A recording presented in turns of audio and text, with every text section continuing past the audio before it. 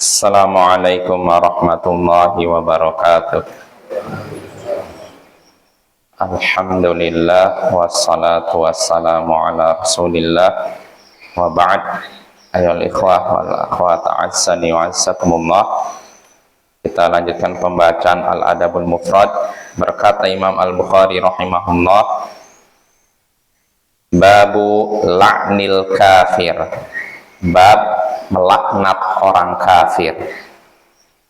Bab melaknat orang kafir. Artinya kita berdoa kepada Allah agar orang kafir tertentu dijauhkan dari rahmat Allah. Itu maksudnya. Kalau pada bab sebelumnya yang dibahas yaitu melaknat orang muslim. Nah, sekarang melaknat orang kafir.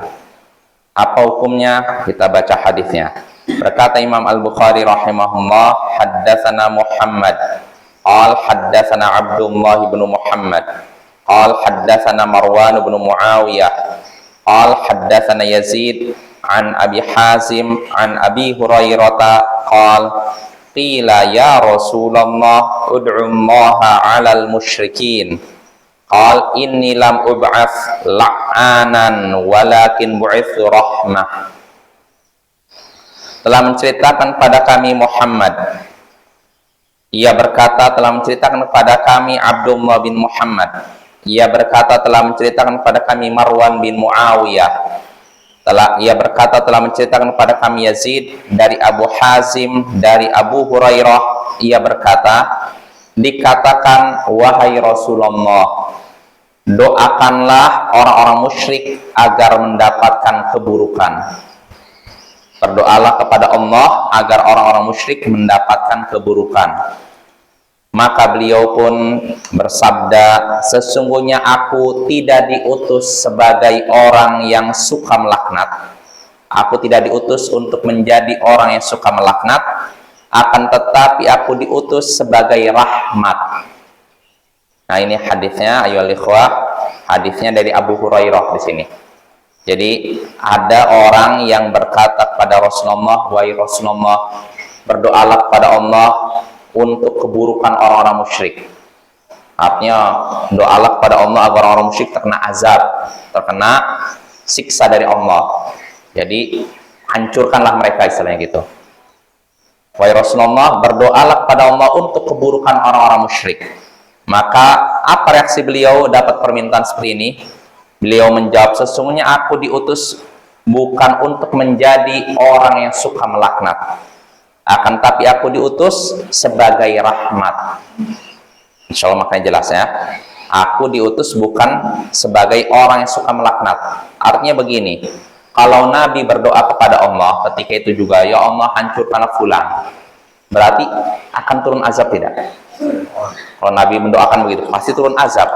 Nah, kalau orang-orang kafir itu turun azab pada orang-orang kafir itu, ya otomatis mereka tidak dapat apa? Hidayah kan? Tidak dapat kesempatan hidup, beriman atau masuk Islam dan semacamnya. Nah, dengan Nabi berdoa seperti itu, otomatis memutus kebaikan dari mereka.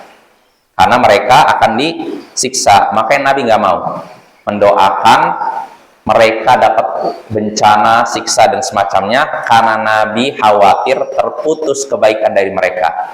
Sedangkan Nabi diutus bukan untuk menyiksa suatu kaum, melainkan sebagai rahmat bagi suatu kaum. Nah, ini maksud hadis tersebut. Insya jelas hadis ini maksudnya gini, tidak bertentangan dengan hadis yang menyebutkan bahwa Nabi pernah melaknat beberapa orang yang membunuh sahabatnya. Mungkin Bapak-Bapak pernah dengar Nabi pernah selama sebulan penuh qunut nazilah, mendoakan keburukan untuk kaum yang membunuh para sahabatnya, kaum hafal Quran. Selama sebulan penuh beliau mendoakan keburukan untuk kaum tersebut setelah di sholat 5 waktu setelah ruku. Jadi beliau doakan fulan, ya Allah laknatlah fulan. Nah, ketika Nabi melakukan itu langsung turun teguran, ayat menegur beliau.